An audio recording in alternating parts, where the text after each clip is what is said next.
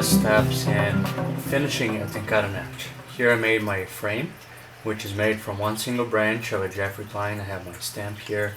And I made a slightly larger net than I'm used to. This is close to 30 centimeters, about 10 inches.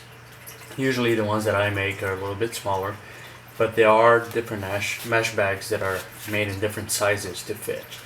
So the first thing that you have to do is get one that is the appropriate size, and here we're measuring the diameter of the mesh. This mesh bag here is a little bit larger than my frame, so you can see here it's not the ideal fit. It's got a little bit of extra room here. If you see here, there's extra room here, and that's okay, because when I put everything together, what it's going to happen, there's going to be a few wrinkles on the side, but I'm okay with this on this particular net because I wanted to use this mesh bag. But you do want, especially if you have a mesh bag with you while you're building your net, you do want it to be perfect fit. So when you're making the shape, make sure that the size is identical, because the better sizing, the better fit you can get, the nicer it's going to look. If you have the right fit, there's no wrinkles, everything sits there just perfectly. So that's one thing to keep in mind. Now the materials that you're going to need are brass wire. And what the brass wire is for, it's not absolutely essential, but what you do is you fit it through the little openings here on the top, and that gives it a nice circular shape, and it allows you to work with it more easily, and it also provides support to the net, because when you start tying this to the frame, you tie it through the brass wire, so that you have a lot of strength and you have like a lot of nice support in there. So you need this. The other thing that you're going to need is some type of line material. In this case, what I have here is a little braid material from Japan for making nets, but you can use almost anything as long as it's very good water resistant. This is a type of polyester. You can use Dacron braid, you can use nylon material, fluorocarbon. I've used the level line to make this. There's a lot of different choices you can have depending on color that you want and everything else. So I'm just going to use this type of material. I think it's going to be a nice color with my bag and with the mesh. And that's it. The other thing that you might want to consider is some type of tapestry needle, just a very thick needle, which will assist you in essentially stitching this to the net, working with a stiff end as opposed to working with a soft end of the line. Okay, so now I've got my brass wire cut to size, and you can see it's just a little bit bigger, should be a little bit bigger than the mesh bag, and what that does is that allows you to overlap a small section of it. All I have to do is very carefully go through each one of the holes here, and just try not to miss any. They're very small, and that's kind of like the laborious part.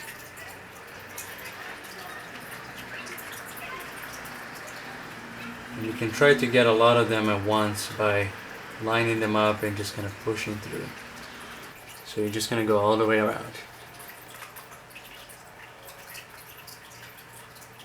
Now you have to make sure that they are perfect fit. You can have a few wrinkles here, tighten it up, but you do have to make sure that they're the right fit, otherwise it's going to be very hard to connect them together with the line later on. So this is just a little bit smaller, so I just have to open it up just a little bit. Now before you start connecting it, what I think is really important is for you to practice the notch. The notch is pretty easy, and there are a couple ways of doing it, but it's nice to get the rhythm going to how the knot works. And essentially all you're going to do later on, we're going to start from this side, so maybe I'll just start from here. You're going to put the mesh underneath it, and you're going to go one side first and then the other, and then you join somewhere around there. So there are two ways of doing it. You can do a double notch, or you can do even one single knot just going all the way around the frame, but either way is the same. So the way I like to do it is measure with about one thumb, or just to my end of my first knuckle. Press the line down at the end of it, make an opening right here, get the needle from behind the frame, from inside I should say, and go through here. You can see, so that's one, and if you want to do two, that's the exact same thing. Just make a little opening here, go inside,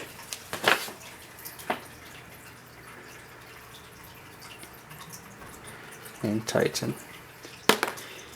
And when you're doing this, just you can adjust it as you want to, but you can go all the way around the frame doing this.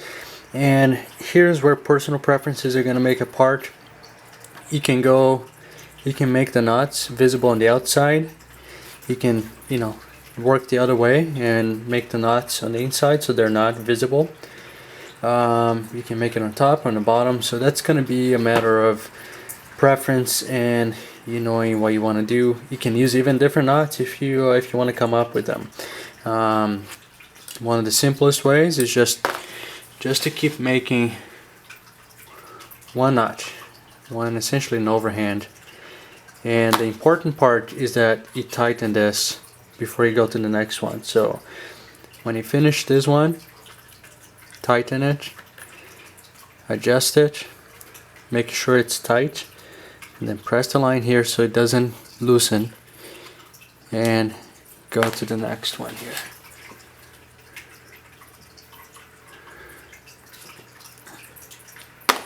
So so that's about it. Of course, it's also much easier when you're working. If I was working with this, with the net on my lap right in front of me, not worried about making a video, because then you can really just hold it as it's comfortable, and just make whatever feels comfortable to you, and and then you can work quickly. You can adjust the length of this after you make the notch, so it's pretty easy to adjust the length here. You can make it really short if you want to, you can make it long, or you can make it very long. It depends on the net, it depends on what your preference is. And that's about it for this part. So I'm gonna join my net, and then the tricky part is gonna be later on finishing. The idea here is this, is that you're working an entire frame, and you're starting here in the middle, working on one side and going all the way around, starting here, working on this side, and when you get here, of course with your mesh on, you have to find a way of finishing it. So essentially a way of joining the two lines together so that it doesn't run away. So a couple of knots on top of each other, a figure eight or any notch, and that's a part that you have to decide how to best do. So that's the basic concept. I'm gonna work on my mesh and I'll videotape the end of it. The other option that you have, for example, is to just simply go through twice without finishing a notch each time. So you have two loops inside of one, and that makes it for a thicker line here, but just one little notch. You just go through the hole, hole here, underneath the wire,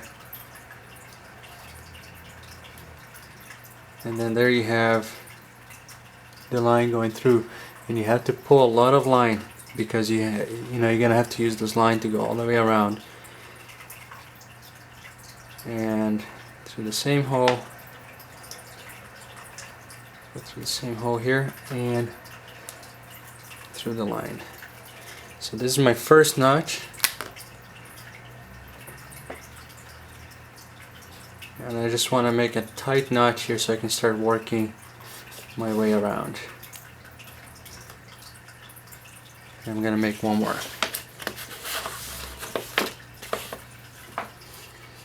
Through the same exact hole, underneath the wire, 2 knots.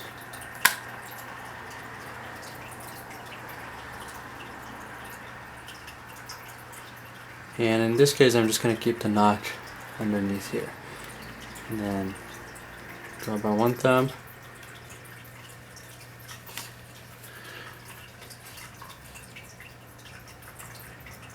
Through it's important that you go through the top hole underneath the wire. And then underneath here.